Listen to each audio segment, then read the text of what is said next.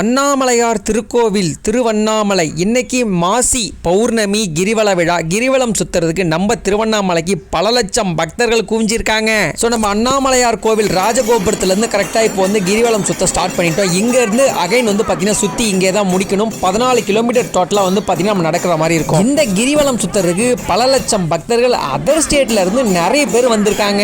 இந்த கிரிவலம் 14 கிலோமீட்டரில் நிறைய ஆலயங்கள் நிறைய லிங்கங்களை பார்க்க போகிறோம். ஸோ எல்லாமே பார்த்தீங்கன்னா இந்த வீடியோவில் ஃபுல்லாக டீட்டெயிலாக கொடுத்துருக்கேன். வீடியோவை ஃபுல்லாக பாருங்கள், ரொம்பவே சூப்பராக இருக்கும். கிரிவலம் நடக்க நம்ம ஆலயத்தில் ராஜகோபுரத்தில் ஸ்டார்ட் பண்ணிட்டோங்க. லட்சக்கணக்கான பக்தர்கள் நீங்கள் அப்படியே கூட்டத்தை மட்டும் பாருங்களேன் எந்த அளவுக்கு வந்திருக்காங்கன்னு.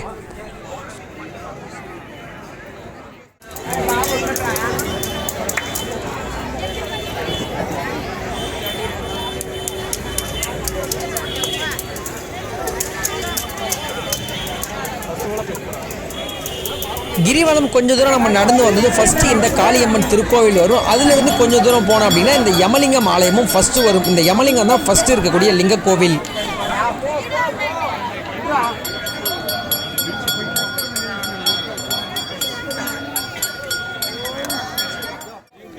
கிரிவல பாதையில் பார்த்தீங்கன்னா நம்ம சுற்றும் போது அந்த மலையை தான் நம்ம சுற்றுற மாதிரி இருக்கும். அங்கே பார்த்தீங்கன்னா அந்த ஃபாரஸ்ட் ஏரியாக்குள்ளே அந்த மலை அடிவாரத்தில் மான்கள் நிறையவே நின்றுட்டு இருந்து நிறைய பக்தர்கள்லாம் பார்த்தீங்கன்னா சந்தோஷமாக மானை போய் பார்த்துட்டு இருந்தாங்க.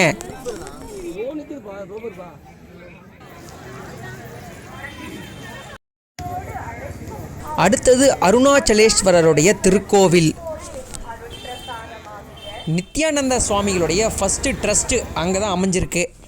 அதெல்லாம் தாண்டி கொஞ்சம் தூரம் நடந்து வந்தோம் அப்படின்னா அடுத்தது சூரியலிங்கம் ஆலயம். பக்தர்கள்லாம் சூரியலிங்கம் ஆலயத்தில் போயிட்டு தரிசனம் பண்ணிகிட்ருக்காங்க.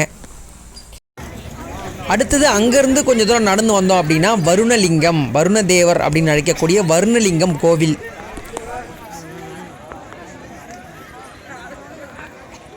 வருணலிங்கம் ஆலயத்தை தாண்டி கொஞ்சம் தூரம் நடந்து வந்தோம் அப்படின்னா திரு அருட்பாவுடைய மாபெரும் அன்னதான கூடம் இங்கே இருக்கும். இங்கே பார்த்தீங்கன்னா பக்தர்களுக்கு அறுசுவை விருந்து வயிறார திருப்தியான சாப்பாடு கொடுத்துட்ருக்காங்க. இவ்வளோ கூட்டத்திலே நீங்கள் வெயிட் பண்ணுற மாதிரி இருக்காரு. ஒரு 10 நிமிஷம் நீங்கள் வெயிட் பண்ணிங்கன்னா போதும். அறுசுவை விருந்து, காரக்குழம்பு, சாம்பார், ரசம், மோர், அப்பளம், கூட்டு பொரியலோட திருப்தியான சாப்பாடு எல்லாருக்கும் கொடுத்துட்ருக்காங்க. மறக்காமல் இங்கே போய்ட்டு நீங்கள் சாப்பிட்டுட்டு அதுக்கப்புறம் கிரிவலம் போங்க. சூப்பரான சாப்பாடுங்க. அந்த அளவுக்கு டேஸ்டியாக வயிறார திருப்தியாக சாப்பிட்டோங்க. சாப்பிட்டு கொஞ்சம் தூரம் நடந்து வந்தோம் அப்படின்னா அர்த்தநாதீஸ்வரர் கோவில்.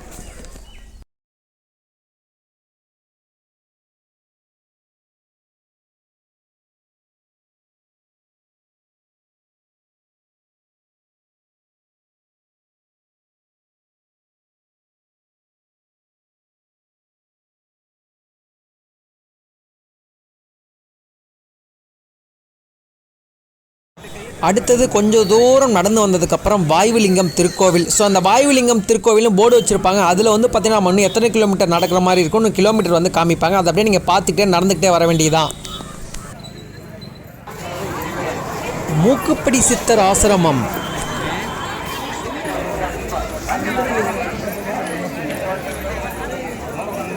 அடுத்தது கொஞ்சம் தூரம் நடந்து வந்ததும் சந்திரலிங்கம் ஆலயம், சந்திரலிங்கம் கோவில் வந்துருச்சுங்க.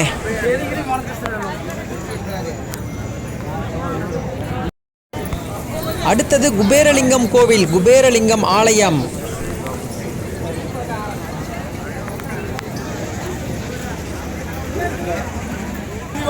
ஓம் நம சிவாய, ஓம் நம சிவாய, ஓம் நம சிவாய, ஓம் நம சிவாய,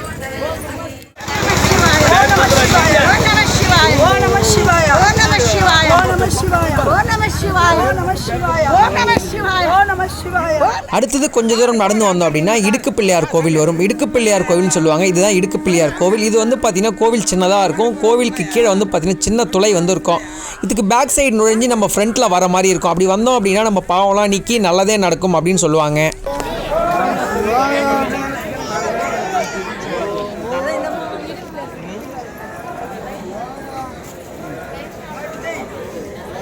இங்கே தான் இருக்கேன்.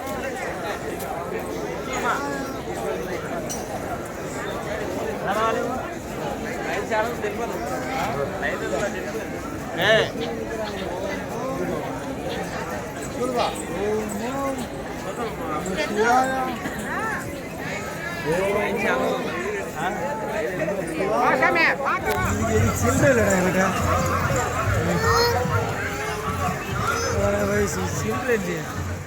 கடைசியாக இந்த வடவீதி சுப்பிரமணிய சுவாமி திருக்கோயில் வரும். ஸோ இப்போ வந்து பார்த்தீங்கன்னா கிட்ட வந்துட்டோம். கிரிவலம் முடிக்கிற டைமுங்க இது.